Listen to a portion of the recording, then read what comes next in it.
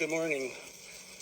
Alan and I have been asked to award a special award to an alumnus.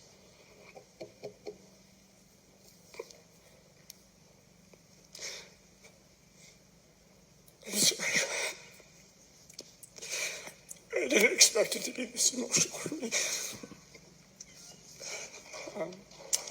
We had hoped that Mrs. Nash would be here to accept this in honor of her husband.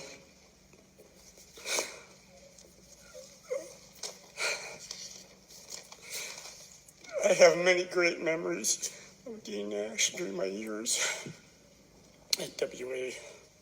He was a kind and caring dean. He took a personal interest in the students' lives. I worked for the dean for 2 years. Dean Nash was able to be a friend and still have the respect of the students. He was always calm and composed, even when the guys would try to get a rise out of him, which was often. His effect on my life is only second to my father. I am sure he had that same effect on many students. I cannot think of anyone more deserving of this award than Dean Nash.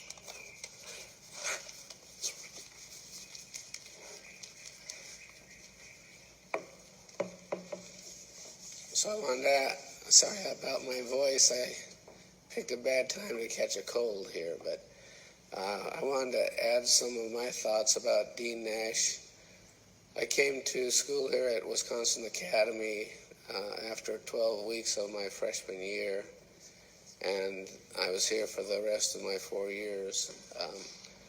I was really lucky because Dean Nash was my dean all 4 years, and then he left after our senior year. So I was always happy that he waited until after I graduated to move on. Dean Nash was always very patient. He was not a flamboyant person. You always knew who was in control of the dorm. I remember we had, our assistant dean was John Gatchett. And I'm sure that, I've heard that Mr. Gatchett or Dean Gatchett became a great dean, but he didn't have it figured out yet when we were there.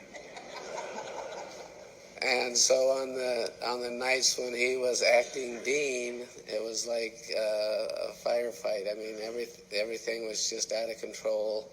We'd be down in worship and everybody was cutting up. And sometimes, I don't know if it was because he heard all the noise or he just stepped in, but Dean Nash would step into the back of the room and somebody would notice him back there, and pretty soon the whole room was just quiet. He didn't have to say a word. You just knew, okay, the guy that's in charge is in the room. He had a tradition of, if he heard somebody swear,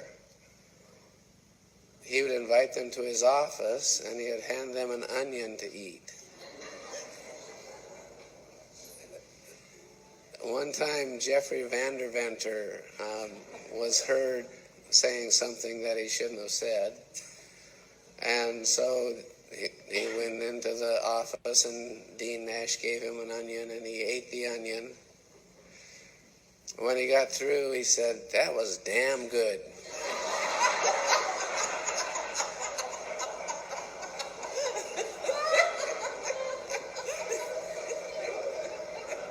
Dean Nash didn't say anything. He just handed him another onion.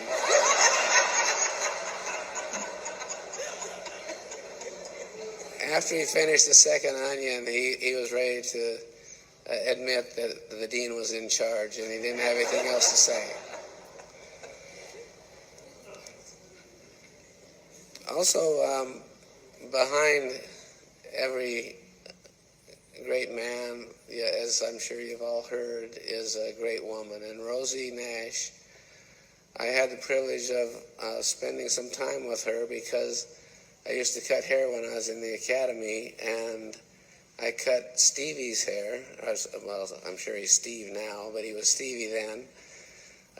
So I would get to spend time with the Nashes a little bit.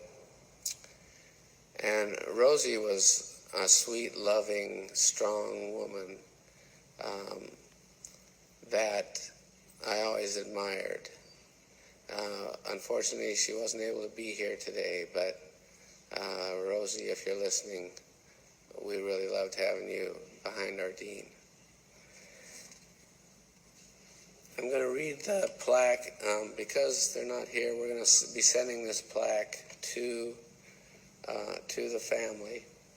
I'm just going to read real quickly what it says. In honor of James R. Nash, Boys Dean and Teacher at Wisconsin Academy from 1962 to 1970. I think that might be a misprint. I think he was here from 61 to 70. For his superior leadership at Wisconsin Academy, his genuine love for students, and an unfailing concern for their spiritual well-being, exemplifying why this school exists. He will always be a defining part of Wisconsin Academy. His example of Christ-like character to all the young men he saved will live on throughout eternity. In the path of righteousness is life, and in his pathway there is no death. Proverbs 12:28. Because they weren't able to be here, they sent a response to the presentation today, and I want to read that to you. Thank you for honoring Jim, a dean and leader to many of you, and a husband and dad to us. Our hearts are full and we are grateful. It is especially meaningful to know that he is still remembered even after all these years. Dean of Boys at Wisconsin Academy was his first job out of college. One of the boys was only a year younger than the dean.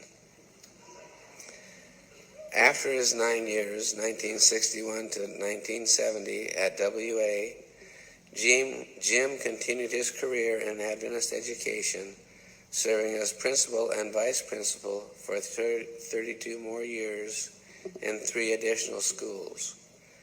Over these 41 years, he was always patient, faithful, willing to roll up his sleeves to take on practical jobs too, and especially driven by a deep desire to be relevant to young people of the day. We lost him to cancer in 2002 at the age of 64.